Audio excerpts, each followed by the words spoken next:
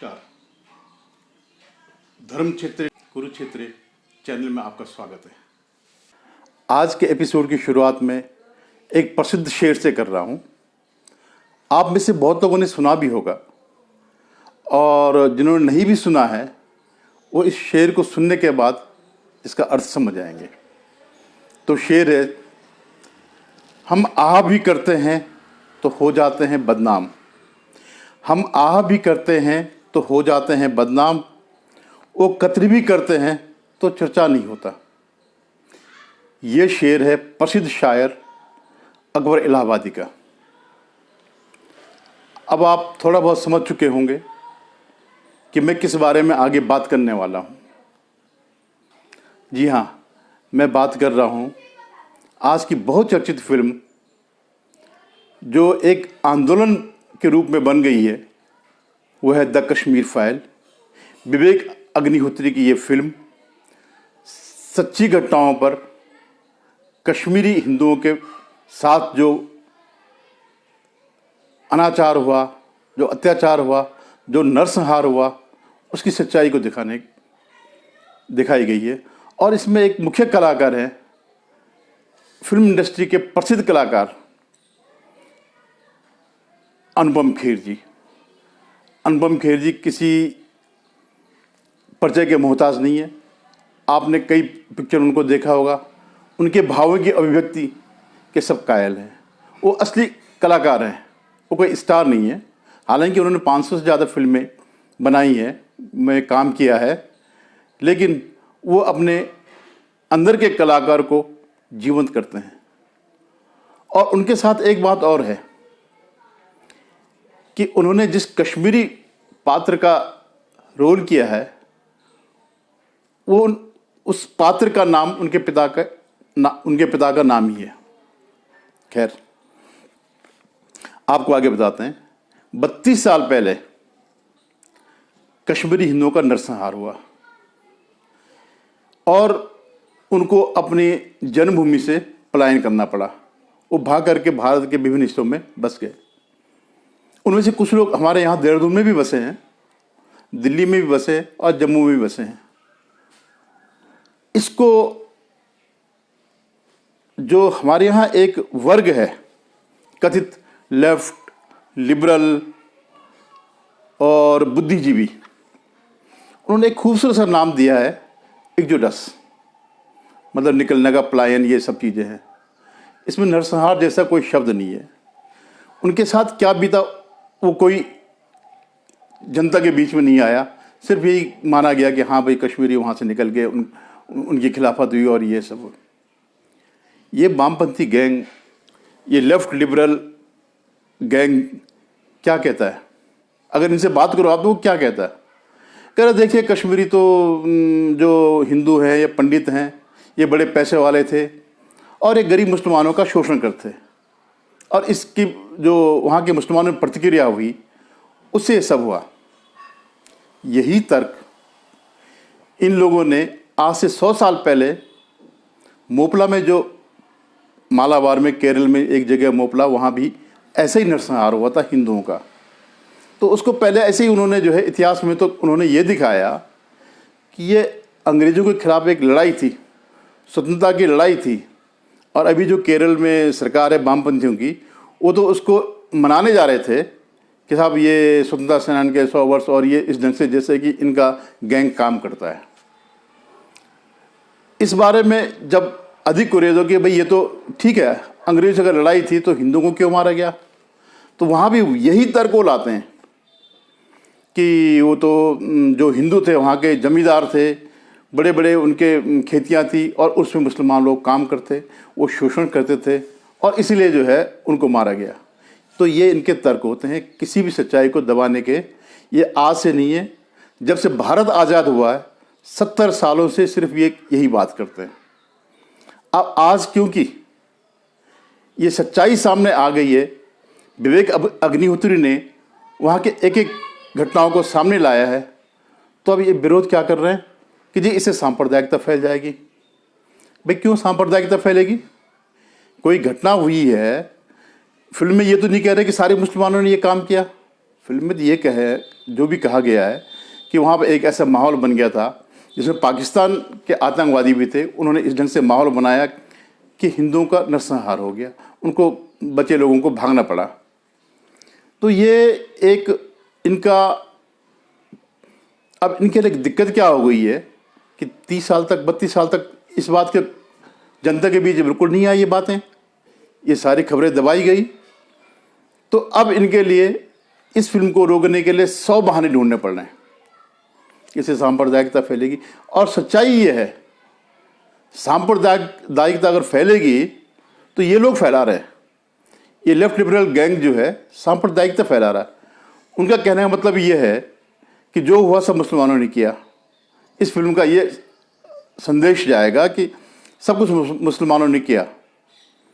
तो ठीक है, मुसलमान उसमें थे, लेकिन उसमें भी आतंकवादी, हम ये भी तो उन्होंने बताया कि ये पाकिस्तान से आतंकवादियों का समर्थन था, पाकिस्तान का पैसा था, उन्होंने अपने आतंकवादी भेजे, स्थानीय लोगों को उसको, स्थानीय युवाओं को उसको प्रभावित किया। तो एक ये नैरेटिव था। अब वो क्या करते हैं कि इससे ध्यान हट जाए, मुख्य मुद्दे से ध्यान हट जाए, तो कहते हैं कि साहब 32 साल हो गए, इस बीच 16 साल इनकी सरकारें थी बीजेपी की, इन्होंने ये क्यों नहीं किया, वो क्यों नहीं किया, अल्लाह ने क्यों किया, फलाना ने क्यों किया। उस दिन जिस दिन ये जो जैसा 19 जनवरी जिस दिन ये लोग पलायन किया उन्होंने, उस दिन वहाँ पर गवर्नर जगमोहन थे जो बीजेपी के थे, केंद्र में बीपी सिंह की सरकार थी जिसको बाहर से बीजेपी का समर्थन था। ये नहीं कहेंगे कि उस सरकार में बीजेपी का समर्थन था तो वामपंथियों का भी समर्थन था, उन्होंने क्यों नहीं किया भाई, उन्होंने क्यों नहीं समर्थन वापस किया। और मज़ेदार बात यह है कि अगर जितने लोग बचे हैं, जितने सुरक्षित बाहर आ पाए, वो सब जगमोहन की वजह से हुआ। जगमोहन उसी घटना से एक दिन पहले वहाँ पहुँचे, उन्होंने किसी तरह उन हिंदुओं को सुरक्षित बाहर निकाल दिया, जम्मू भेज दिया, देश के कोने कोने में वो लोग चले गए। अन्यथा सब के सब लोग मारे जाते अगर जगमोहन नहीं होते। पूरी प्लानिंग थी। वहाँ का प्रशासन जो है खुद आतंकवादियों से जुड़ा हुआ था। अब देखिए, घटना से ठीक पहले जो वहाँ पर राज्य के मुख्यमंत्री थे फारूक अब्दुल्ला, तो वो एक दिन पहले इस्तीफा दे के चले गए। तो और उससे एक दिन पहले जगमोहन को राज्यपाल बनाया गया। अब ये इकोसिस्टम, ये कांग्रेसी इस ढंग से कहते साहब जगमोहन तो इनका आदमी था, जबकि जगमोहन इससे पहले 5 साल वहाँ गवर्नर रह चुके थे और राजीव गांधी ने नियुक्त किया था। और जगमोहन ने कई रिपोर्टें दी थी कि यहाँ ये हो रहा, वो हो रहा, स्थितियाँ बड़ी ख़राब हो रही है। लेकिन कांग्रेस और नेशनल कॉन्फ्रेंस या इवन पीडीपी भी, ये सब आपस में मिले थे, सारे के सारे लोग ये आपस में मिले थे और हिंदुओं के खिलाफ षड्यंत्र पे लगे थे। आप देखिए वहाँ कितनी नृशंस हत्याएं हुई है। एक महिला के साथ पहले दुराचार हुआ, सामूहिक दुराचार हुआ, फिर उसको आरे से चीर दिया गया। ये घटना जो है औरंगजेब के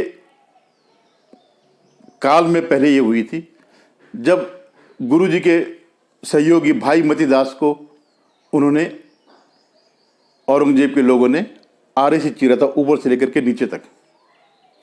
अब सिर्फ फर्क इतना हुआ इस घटना और उस घटना में कि तब उन्होंने हाथ से आरा चलाया था, उससे उस महिला भाई मतीदास को काटा था। और यहाँ पर क्योंकि साइंस और टेक्नोलॉजी थोड़ा बढ़ गई थी तो इन्होंने मैकेनिकल आरे से जो है उसको जीते जी काट दिया। क्या फ़र्क पड़ता है, मैं आपको बताता हूँ कि इन चीज़ों से क्या फ़र्क पड़ता है। जब ये घटनाएं दबी रहती हैं तो एक आम तौर पे माना जाता है कि चलो कोई बात नहीं, हिंदू मारे गए, बहुसंख्यक है, ये कोई बड़ी बात नहीं है। अब मैं 2 घटनाओं का जिक्र करता हूँ। आपने हमेशा वामपंथियों से, कांग्रेसियों से गुजरात दंगों का जिक्र सुना होगा, लेकिन आप जानते हैं कभी भी गुजरात दंगों में ये लोग 59 तीर्थयात्री जिन्हें जिंदा जलाया गया था रेल में, उसका जिक्र नहीं करते हैं। वो उसके बाद का जिक्र करते हैं, जो उसके बाद दंगे हुए, कि जो तीर्थयात्री मरे गए, ठीक है, हिंदू थे, मारे गए, कोई बड़ी बात नहीं है। उनको जलाया गया, ये तो उनके प्रति घृणा थी, जो भी ये तर्क देते हैं। लेकिन इनकी कहानी शुरू होती है उसके बाद जो दंगे हुए, और ये 2002 से लेकर के आज तक वही नैरेटिव चल रहा है कि मोदी ने जो है इतने लोगों को मरवाया। वो कभी जिक्र नहीं करते हैं कि 59 लोगों को जिंदा जलाया गया, उनका क्या कसूर था। आज तक इस गैंग ने कभी इस बात को नहीं बताया कि उनका कसूर क्या था। ऐसे ही अगर ये सॉरी अगर ये कश्मीर की घटना जनता के बीच पहले ही आ चुकी होती तो पिछले साल मई में ममता बनर्जी बंगाल में अपने गुर्गों से यही काम नहीं कराती। स्वतंत्र भारत के इतिहास में दूसरा अवसर था जब हिंदुओं को नरसंहार के डर से, उनके घर जलाए जाने से, महिलाओं के साथ अनाचार होने से, हत्याओं से अपना घर बार छोड़ करके दूसरे राज्य में शरण लेनी पड़ी। आज भी आप लोगों को इस बात का एहसास नहीं होगा कि लास्ट ईयर बंगाल में क्या हुआ चुनाव के तुरंत बाद। जिन लोगों ने 1946 अगस्त में डायरेक्ट एक्शन डे के बारे में सिर्फ किताबों में पढ़ा होगा, वो उसको इससे रेट कर सकते हैं, इस घटना से रेट कर सकते हैं। बिल्कुल उसी का मिनिएचर जो है बंगाल में हुआ। तो अगर घटनाएं सामने नहीं आएंगी तो एक उसमें लिया जाएगा सरलीकरण है, नहीं वो तो खैर कोई बात नहीं, हिंदू मारे गए। तो आज भी ये गैंग इसीलिए उसको सामने नहीं लाने दे रहा है। आप उसका इतिहास देखिएगा, JNK का इतिहास देखिएगा। ये कोई 89 में शुरू नहीं हुआ, 89 के एंड और 1990 के शुरुआत में शुरू नहीं हुआ, एक सतत प्रक्रिया चली आ रही थी। धारा 370 की वजह से केंद्र के सबसे कम अधिकार इस राज्य में थे। केंद्र हर जगह हस्तक्षेप कर सकता था, लेकिन 370 की वजह से केंद्र के सीमित अधिकार थे, वो उसमें चाह कर भी सुधार नहीं ला सकता। वैसे तो क्या था, जैसे देश के 500-600 रियासतों का विलीनीकरण भारत में हुआ, वैसे ही महाराजा हरि सिंह ने भी 27-28 अक्टूबर को उस पत्र में हस्ताक्षर करके कश्मीर का विलय कर दिया था भारत में। उसके तुरंत बाद पाकिस्तानी सेना ने कबायलियों के रूप में आकर के वहाँ पर कश्मीर को कब्जा करना चाहा और वो श्रीनगर तक पहुँच गए थे। फिर भारतीय फौज ने, जब हरि सिंह ने जब दस्तखत कर लिए और ये कानूनन भारत का अंग बन गया, तब भारतीय फौज जाकर के उन्होंने JNK राज्य को, रियासत को बचाया। अब क्या हुआ कि भारतीय फौज इनको पीछे धकेल रही थी, क्यों, फौज तो फौज ही है। हालांकि वो पाकिस्तान की भी फौज थी, वो कबायलियों को तो उन्होंने हथियार दे रखे थे, लेकिन असली जो उसके पीछे होता पाकिस्तानी फौज थी। लेकिन शौर्य के मामले में भारतीय फौज चाहे 1947 हो, प्रथम विश्व युद्ध हो, द्वितीय विश्व युद्ध हो, हमेशा आगे रही है।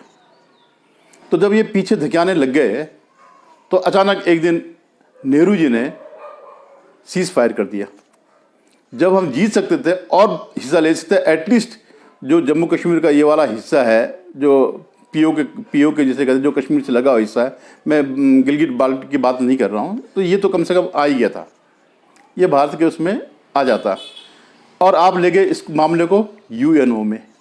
क्यों ले गए UNO में? क्या जो ये इस रियासत का विलीनीकरण क्या गैरकानूनी था? वो तो प्रॉपर था। जैसे 600 अन्य रियासतें भारत में मिली, वैसे जम्मू कश्मीर का भी विलीनीकरण हुआ। उसके बाद से आज तक ये मामला बगैर किसी मतलब के एक अंतर्राष्ट्रीय मुद्दा बन गया। नेहरू जी को क्या पता नहीं था कि जो UNO में जो भी लोग हैं वो कोई आपके समर्थक नहीं है, क्योंकि आप तब रूस के नज़दीक माने जाते हैं, आप कथित समाजवादी थे, कथित वामपंथी थे, और जो UNO था वो पूंजीपतियों का उसमें सारा वर्चस्व है। उस समय रूस को छोड़कर के बाकी चारों शक्तियां पूंजीवादी शक्तियां थी, और उन्होंने प्रयास भी किया था किस तरह नेहरू को अपने उसमें लाया जाए, लेकिन उन्होंने नहीं किया। खैर, ये तो हो गया इतिहास की बात। तो हम ये कह रहे हैं कि हमारा कहना ये है कि आप क्यों नहीं आने देना चाह रहे सच्चाई को सामने। जब नाजियों ने यहूदियों का वो किया, नरसंहार किया, गैस चैम्बर में मारे, तो उसमें कई फिल्में बनी। और आज भी वो नाजी, ये सेकेंड वर्ल्ड वार के शुरुआत के बाद में सब ये घटनाएं हुई थी, आज भी वे नाजी जो बड़ी उम्र के हैं उन पर मुकदमे चल रहे हैं। देश कोई ये नहीं कहता कि साहब इससे भावनाएं भड़क जाएंगी, सांप्रदायिकता फैलेगी। अरे जो गलत है वो गलत है, ये तो नहीं कहा जा रहा है कि सारे लोग गलत हैं, लेकिन जो इसके दोषी हैं क्यों नहीं इनके खिलाफ कार्रवाई की जाए। तो अब वो ये जो गैंग है बस ये इस बात पे आ गया कि नहीं, हम उस मूल मुद्दे से हट जाए जनता, और जनता का ध्यान इस तरफ आ जाए कि क्यों नहीं अब तक ये सब हुआ, कश्मीरियों का पुनर्स्थापन क्यों नहीं हुआ, उनको क्यों नहीं दोबारा बसाया गया। कैसे बसाते? क्या सरकार की तो पूरी इच्छा है, लेकिन आज भी वहाँ आतंकी है। आप बहुत पुरानी बात नहीं है, 7-8 साल पहले तक हर शुक्रवार को नियमित रूप से पत्थरबाजी होती थी, इतना तो कम कर दिया। आज भी इन्फिल्ट्रेशन होता है, कुछ यहाँ के युवा भी उसमें प्रभावित होते हैं, लेकिन इस बीच बहुत फ़र्क पड़ा है, मानसिकता में फ़र्क पड़ गया है। जो पहले एकदम पे सब पाकिस्तानी उसके बहकाव में आते थे, पाकिस्तानी प्रचार के बहकाव में आते थे, आज वो स्थिति नहीं है। आज फिर भी शांति है, लेकिन इतनी शांति भी नहीं है कि आप पंडितों को या हिंदू जो भी लोग थे उनको हम बचा सके।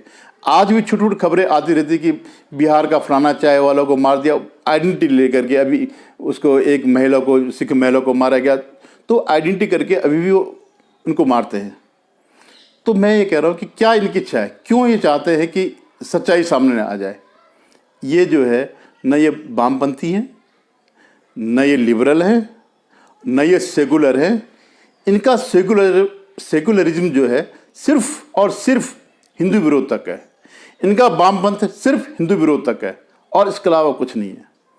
तो आपसे मेरा यही निवेदन है कि कभी भी इनके बहकाव में ना आए। ये नंबर 1 के प्रोपेगेंडाबाज हैं। भले ही सरकारें बदलती रहती है, आज बीजेपी की सरकार है, लेकिन सत्ता इन्हीं के पास है। धन्यवाद। आप लोग भी जरूर देखिएगा पिक्चर और उस अनुभूति को महसूस करिएगा, क्या उन लोगों के साथ क्या क्या हुआ है। धन्यवाद एक बार। और मेरी आपसे प्रार्थना है कि मेरे इस चैनल को धर्म क्षेत्रे कुरुक्षेत्रे को सब्सक्राइब करें, इस वीडियो को लाइक करें, हो सके तो शेयर करें। धन्यवाद।